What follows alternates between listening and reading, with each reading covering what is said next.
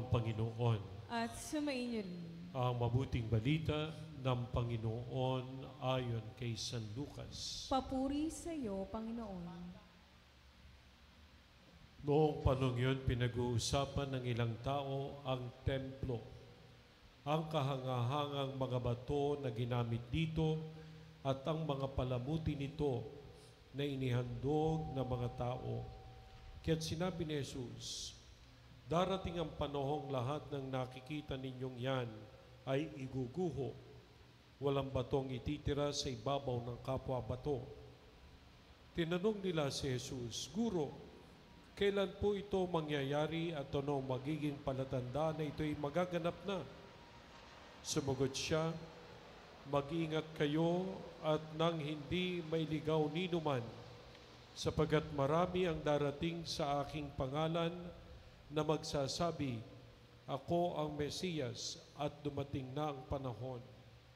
Huwag kayong susunod sa kanila. Huwag kayong mabagabag kung makakabalita kayo ng mga digman at mga himagsikan.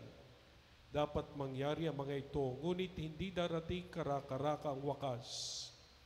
At sinasabi pa niya, makikipagdigma ang bansa laban sa kapwa bansa, ang mga kaharian sa kapwa kaharian, magkakaroon ng malalakas na lindol, magkakagutom at magkakasalot sa iba't ibang dako. May lilitaw na mga kakilakilabot na bagay at mga kagilagilalas na tanda buhat sa langit. Mga kapatid, ang mabuting balita ng ating kaligtasan. Pinupuri ka namin, Panginoong Hesukristo.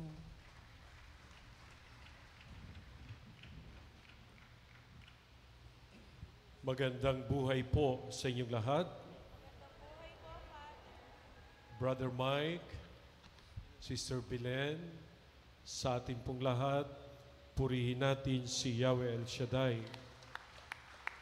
Salamat kay Yahweh at muli tayong tinipon upang mag-alay sa Kanya ng pinakamataas na uri ng pagsamba, ang banal na misa. Ito'y grasya at kaloob ng Diyos sa ating lahat. Salamat kay Yahweh El Shaddai.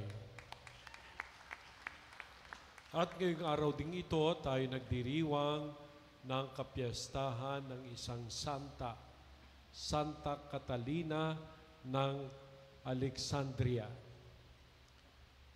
Kung kayo ay nakapag-tour na sa Holy Land, paglampas ninyo sa Ehipto, sa Egypt, may isang monastero dyan.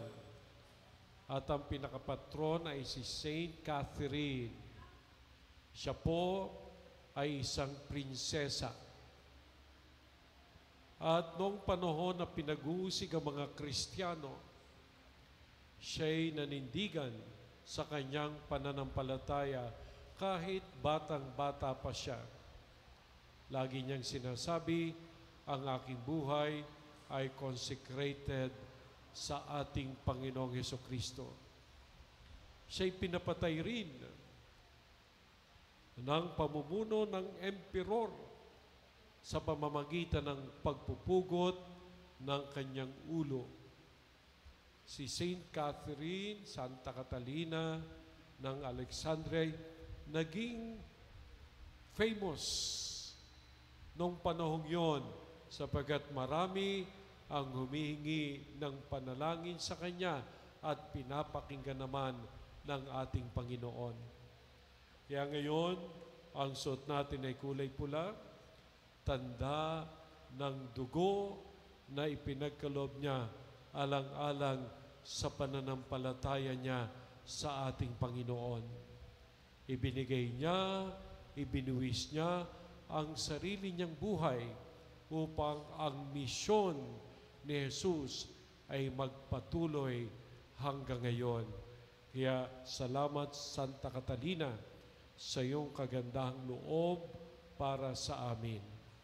At katulad din ng nakasulat dito sa ating Ebanghelyo, alam nyo, ang mga pagbasa ngayon ay tungkol, katulad ng aking nasabi, tungkol sa mga katapusan ng daigdig, katapusan, sapagkat magsisimula na naman ang bagong kalendaryo ng ating simbahan at ang mga pagbasa ay tungkol sa pagtatapos ng hindi lang kalendaryo ng simbahan, pagtatapos ng mga bagay na iyong nakikita.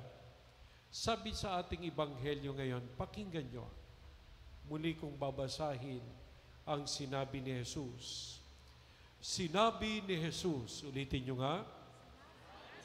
Ayan, sinabi ni Jesus, darating ang panahon, lahat ng nakikita ninyong iyan ay iguguho, walang batong ititira sa ibabaw ng kapwa bato. Yan ay sinabi niya patungkol sa templo. Pero higit pa doon ay binabalaan ni Jesus na ang lahat ay natatapos kahit yung templo na may matibay na bato. Ang lahat ng yan walang ititira sa bato na nakapatong sa isang bato. Sinasabi po ng ating Panginoon ang isang katotohanan sa buhay. This is the only sure thing that will happen in this life. Everything ends. Lahat ay natatapos. Kahit nga ang inyong problema, ang ating problema, ang inyong pinag-iisipan, ang inyong concern, huwag ka masyadong ma-stress, matatapos din yan. Amen? Ay sabi dito, lahat ay may katapusan, lalo na ang ating buhay. Mga minamahal kong kapatid, kaya sinasabit, pinapaalalahanan tayo ng Panginoon. Maraming mga bagay na mangyayari sa daigdig. Digmaan, pagkagutom, mga salot, malalakas na lindol, may lilitaw na kakilakilabot na mga bagay, kagilagilalas, buhat sa langit. Lahat yan ay makikita nyo at makikita natin. Pero walang makakaalam talaga ni oras